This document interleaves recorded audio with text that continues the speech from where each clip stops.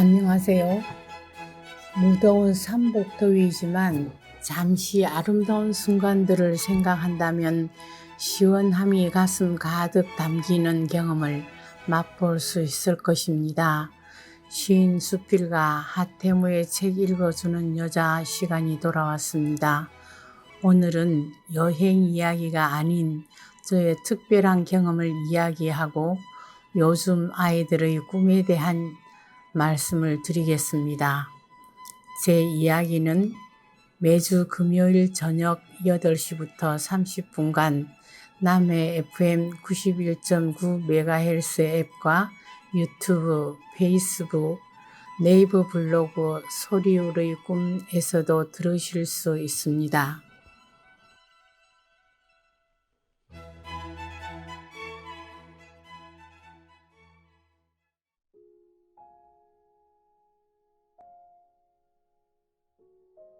며칠 전 저는 진주여고 후배들에게 항맥 DNA라는 주제로 후배들에게 강의를 했습니다. 도대체 DNA라는 전문 용어를 어떻게 항맥에다 붙일 수 있는가라는 의구심을 가질지도 모릅니다. 의학적으로도 증명되지도 않고 학문적인 연구도 이루어지지 않았지만 우리가 마음속에 감지하고 있는 꿈, 희망 또는 북극성을 바라보는 그 무엇이 있다면 우리의 앞날에는 긍정적 에너지가 생기리라는 믿음이 바로 그것입니다. 자랑스러운 일신인상을 받은 재불화가 이성자 화백과 새마을 전국 부녀회 회장을 11년이나 역임하고 IMF라는 국가위기에 근무오기를 최초 발안하여 국가위상을 드높인 정행길 선배님의 이야기를 들어보면 더 분명해집니다. 이 두 분은 아무런 혈연관계나 친분의 관계도 없이 선배, 후배 23년의 간극을 두고 만난 사이입니다. 그러나 이성자 화백의 그림 376점을 진주 이성자 화백 미술관에다가 비치할 수 있는 힘을 실어주신 정행길 선배님은 선배와 후배의 DNA, 그 연이 아니면 이루어질 수 없는 일이었답니다. 박경리 소설가 등등 진주 일신의 마음의 토양은 분명히 그 후배들이 가지는 마음이 다를 것입니다. 박경리 선배의 맥을 이은 김지연 소설가는 말합니다. 태생지의 태양과 바람과 구름과 햇살과 수질이 형성해 놓은 유기체가 개인의 감성적 성향이 투영되면 새로운 형태의 경이로운 생명 현상이 일어날 수도 있다. 엄마 중에서. 그리고 저는 후배들에게 문학에 대한 기초 이론을 설명했습니다. 제 강의를 들으려고 온 학생들은 인문학에 관심이 많은 12명의 학생들이었습니다. 많이 읽고 많이 쓰고 많이 생각하고 많이 체험하라.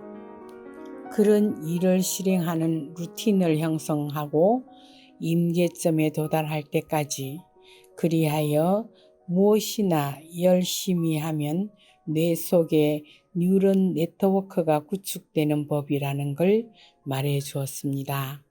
자기만의 쓰기 공간을 스마트폰이나 블로그 등에 저장했다가 가능한 기회 있을 때마다 내보내어 대중들의 반응을 보는 것도 나의 글을 객관화시키는 데 도움이 된다는 걸 말해 주었습니다. 그리고 필자가 하고 있는 남해 FM 방송국 진행에 후배들이 말하는 나의 꿈을 녹취하여 편집해 보기로 마음먹었습니다. 그 목소리가 방송으로 나가면 그 추억으로, 그 희망으로 다음에 방송 일에 도전할 수도 있다는 작은 꿈을 가졌습니다. 필자도 여고 때의 경험으로 지금 하태무의 책 읽어주는 여자를 진행하고 있기 때문입니다. 아이들 3명의 꿈을 들어보기로 합니다. 안녕하세요. 저는 남유주라고 합니다. 저의 꿈은 연극 연출가입니다. 좋아하는 배우의 연극을 계기로 이 꿈을 가지게 되었는데요. 비록 연극 연출가의 길은 가난하고 배고프다고 해도 관객들에게 감동을 줄 수 있는 연극 연출가가 되고 싶습니다. 세상의 모든 피어남들에게 따뜻한 사람이 되고 싶다. 완전한 미래를 꿈꾸며 시간에 졸고 시간에 깨어나는 아이들에게 나른한 오후 낮잠의 자장가 같은 사람이 되어 마음의 짐을 덜어두는 선생님이 되고 싶다. 안녕하세요. 고등학생 김태희입니다. 저는 아직 꿈에 대한 고민이 너무 많고 진로 걱정도 되는 시기라 직업을 정하는 게 어렵지만 아무래도 저는 음반 기획자가 되어 사람들에게 더 좋은 노래를 많이 들려드리고 싶은 것 같습니다. 그리고 다른 이야기를 더 많이 해준 후에 어제 있었던 경험을 적어 보아라고 했습니다. 다양한 이야기들이 많이 나왔습니다. 그중 3명의 학생들에게만 이야기를 들어보았습니다. 안녕하세요. 김태희입니다. 저는 국어, 영어, 수학, 과학 등 학원을 6개 다니고 있고 추가 수업을 하나 더 듣고 있기에 대부분의 시간을 학교와 학원에서 보냅니다. 특히 어제의 저는 무척 피곤했습니다. 어제는 학원을 3군데나 가야 했기 때문입니다. 많은 양의 숙제로 잠도 제대로 못 잔 상태에서 수업을 듣자니 너무 지쳤던 것이었죠. 그렇게 학원 2군데를 갔다가 마지막으로 과학학원에 가려던 참에 배가 미친 듯이 아파오기 시작했습니다. 원래도 수업 불량이 자주 일어났기에 대수롭지 않게 여겨 무리하게 수업을 들었는데요. 어제는 정말 수업을 아무것도 듣지 못할 정도로 아팠습니다. 저는 선생님의 권고로 수업 도중 나와 집으로 돌아와 소화제를 챙겨 먹고 잠에 들려 했습니다. 그런데 학원에 나오자마자 배가 아픈 게 좀 나아지더니 집에 다다를 쯤에는 완전히 멀쩡해졌습니다. 아프다고 학원을 찐 게 무한하게 다시 건강해진 몸에 혹시 내가 나도 모르는 꾀병을 부린 건가 하고 생각하기도 했습니다. 어쨌든 학원에 2개만 갔다는 사실이 좀 즐겁기도 했습니다. 안녕하세요. 김지윤입니다. 여러 가지 생각을 했습니다. 여전히 생각이 많은 나날들이었고 생각을 안 하기 위해서는 잠을 청했습니다. 어떤 날에는 매미가 목 놓아오는 화창한 날에 대해서 생각하기도 하고 또 어떤 날에는 청명한 파도 소리를 생각하기도 합니다. 매일매일을 기록하기를 좋아합니다. 좋아하는 노래를 틀고 자유롭게 감정이 쏟아나오면 그때 드는 생각을 정리해서 적습니다. 글을 적을 때에는 엄청난 게 필요하지 않다고 생각합니다. 내가 느끼는 감정과 그에 대한 적당한 비유면 글을 완성할 수 있다고 생각합니다. 종이에 쓰기도 하고 핸드폰에 쓰기도 하고 아니면 누구에게 전하는 편지를 쓰기도 합니다. 그리고 요즘 들어서 여름이 좋은 계절이라는 생각을 자주 하고 있습니다. 무더운 여름날에 저 햇빛 속에서 미세하게 부는 바람들이 아름다워서 잠시 더위를 잊고 여름을 미화로 그리기 시작합니다. 아름다운 계절, 비가 내려도 화창해도 생명은 여전히 피어나고 자라나니까 모든 생명체들이 잘 지내길 소망했습니다. 그리고 최진영 작가님의 해가 지는 곳으로라는 책을 읽고 필사를 했습니다. 마냥 밝지만은 않은 내용이지만 사랑이 곳곳에 존재하는 책이어서 느끼는 게 많았습니다. 인류가 제가 되는 그 순간도 지구는 존재하겠지만 인류의 사랑들이 곳곳에 존재함에 따라 따뜻할 것이라고 믿음을 가지며 하루를 마무리했습니다. 부모님의 청춘을 들추어 보았다. 진주중학교 3학년이던 아빠는 그 시절에도 나를 꼭 빼닮아 글을 쓰는 것을 사랑했다고 한다. 그 낡은 일기장은 술을 먹고 온 아버지를 원망스러워하는 글, 이나 미녀 중 장남인 우리 아빠가 동생들을 혼내다가 끝끝내 자책으로 돌아오는 글, 과일이 먹고 싶어 어머니의 빛바랜 지갑에 손을 댄 글 등을 품고 있었다. 글 속의 내용은 중요하지 않았다.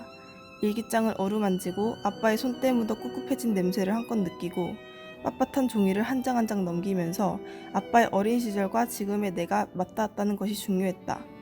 주홍빛 무드등 하나 켜고 아빠의 감성을 느끼다 보니 그 옆은 자연스레 엄마의 앨범과 엽서들이 아빠의 일기장을 쓰다듬듯이 놓여져 있었다. 당시 국어 교육과 국어 국문과였던 아빠와 엄마는 서로에게 서로가 쓴 시를 필사해주는 사랑을 했다고 한다. 로맨틱한 그들에겐 역시나 로맨틱한 글과 사진이 존재했다. 앳된 얼굴을 하며 서로가 좋아 죽겠다는 표정을 짓는 두 사람. 사랑의 덩어리는 하나였고 그 맛은 달콤했다. 사랑은 이런 것일까?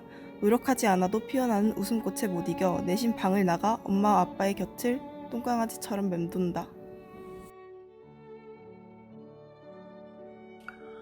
저는 아이들의 글을 들으면서 어떤 생각을 하게 되었습니다. 그래서 지금 이 글을 읽겠습니다. 이 글은 지금까지 살아왔고 앞으로도 살아갈 삶에 대해 많은 생각을 하게 해주는 좋은 글입니다. 이 글이 우리가 인생을 살아가는데 삶을 바라보고 느끼는 방식에 조금이나마 도움이 되었으면 합니다. 한 남자가 죽었습니다. 자신의 죽음을 알아차렸을 때 그는 신이 여행 가방을 끌고 자신에게 다가오는 것을 보았습니다. 신이 말했어요. 자, 아들아, 떠날 시간이다. 남자가 놀라서 말했어요. 이렇게 빨리요? 난 계획들이 많았어요. 신이 말했지요. 미안하다. 하지만 떠날 시간이야. 남자가 물었어요. 그 가방 안에 무엇이 들어있나요? 너의 소유물이 들어있지. 내 소유물이요? 그 말은 내 물건들, 옷과 돈, 이런 것들인가요? 그런 것들은 너의 것이 아니었어. 그것들은 이 행성에 속한 것들이지. 남자가 다시 물었어요. 나의 추억들인가요? 아니야. 그것들은 시간에 속한 것이지. 그럼 내 재능들인가요? 아니, 그것들은 환경에 속한 것이지. 그럼 내 친구와 부모 형제들인가요? 아니야, 아들아. 그들은 너의 여행길에 속한 것이야. 아, 그럼 내 육체인 게 틀림없군요. 아니야. 그것은 흙에 속한 것이지. 남자가 안타깝게 말했어요. 그럼 내 영혼인 게 확실해요. 신이 말했지요. 슬프게도 넌 잊었구나. 아들아, 내 영혼은 나에게 속한 거야. 남자는 눈에 눈물이 고인 채로 두려움에 떨며 신의 손에서 여행 가방을 받아 안을 열어보았습니다. 가방은 텅텅 비어 있었어요. 남자는 비통해하며 눈물이 뺨을 적셨어요. 그는 신에게 물었습니다. 난 아무것도 소유한 적이 없나요? 신이 그에게 말했어요. 그렇다. 넌 아무것도 소유한 적이 없어. 남자가 다시 물었어요. 그렇다면 내 것은 뭐였죠? 신이 말했습니다. 너의 가슴 뛰는 순간들, 내 삶을 최대한으로 산 모든 순간이 너의 것이었지.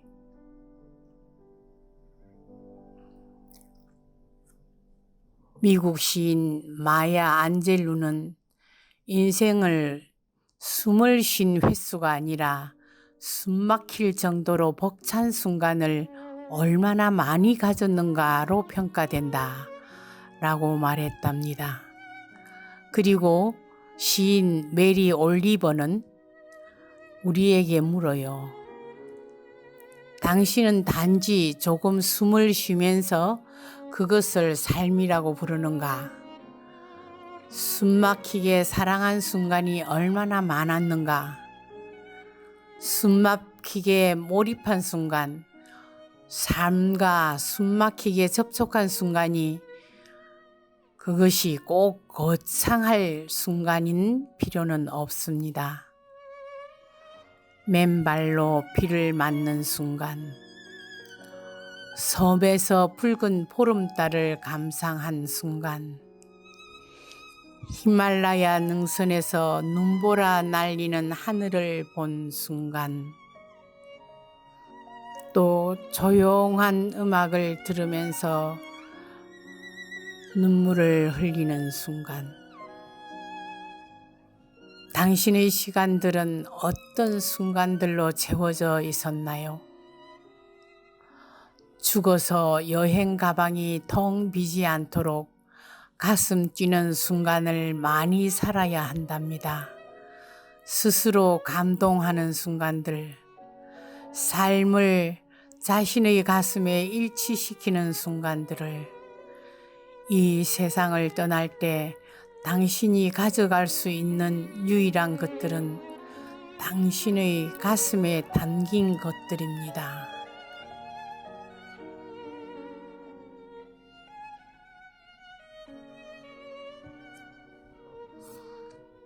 아이들의 다양한 소재의 이야기를 들으면서 사람들의 경험은 정말 다양하고 꿈도 각양각색이라는 것을 알았습니다. 다 똑같은 일생을 살고 똑같은 생각을 한다면 얼마나 몸이 건조한 생활이겠습니까? 살면서 벅찬 순간들을 많이 경험해 보는 시간을 갖게 되기를 희망하면서 이 글을 읽습니다. 좋은 책을 많이 읽고 시골 길을 걸으며 비비쫑거리는 새 소리에 감격하여 그들과 이야기를 나누어 보기도 하고 피어나는 작은 풀꽃에게 다정한 인사를 나누는 일, 놀라운 자연의 변화를 느끼며 아무도 걷지 않은 하얀 눈을 밟으며 그 발자국에 새기는 나의 언어를 써보는 일 등등 아름답고 벅찬 순간들을 많이 경험해 볼수록 더 멋진 꿈을 이룰 수 있겠다는 희망을 학생들에게 심어주고 싶었습니다. 제가 다닌 여행길에서 저는 그 꿈들을 보았었지만 지금 와서 생각하니 그 꿈들을 실행하는 에너지가 부족했음을 깨닫습니다. 수많은 어린 후배들이 아름다운 꿈, 그들이 꿈꾸는 멋진 세상을 펼치도록 좋은 에너지를 주고 온 강의였기에 기대합니다. 저에게 이런 경험을 나누어 주신 진주여고 교장 선생님과 관계자들에게 감사의 말씀을 드립니다. 그리고 이 땅의 많은 꿈나무들이 더 많은 경험으로 숨막히는 순간, 가슴 벅찬 순간들을 가지게 되기를 희망합니다. 마지막 날에 여행 가방이 텅텅 비지 않고 부디 많은 아름다운 경험으로 꽉 찬 나날들을 보내시기를 빕니다. 이 글을 읽게 해 주시는 남해 FM에서도 감사를 드립니다. 들려드리는 노래는 바리톤 김성길의 그리움 들어보겠습니다.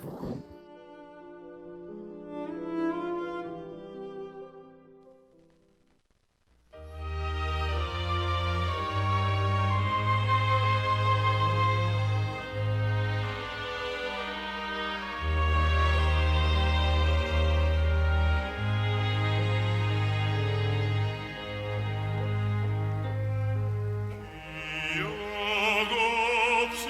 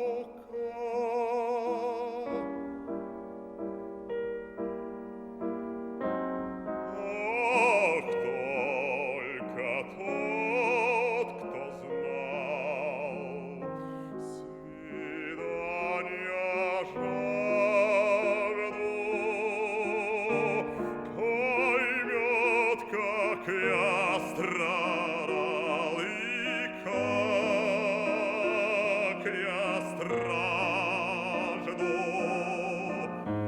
поймет,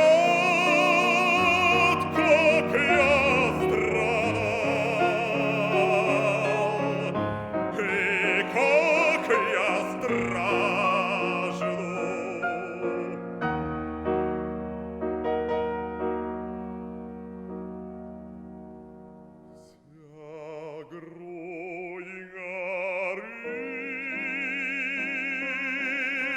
Горит, кто на свидания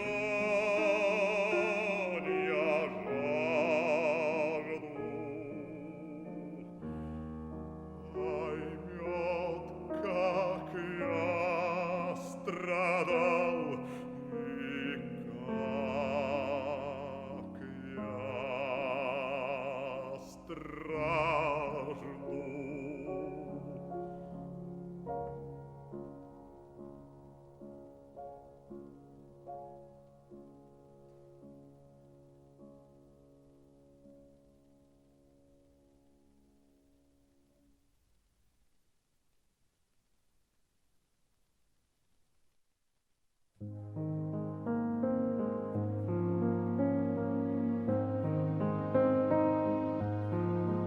눈을 뜨기 힘든 가을보다 높은 저 하늘이 기분 좋아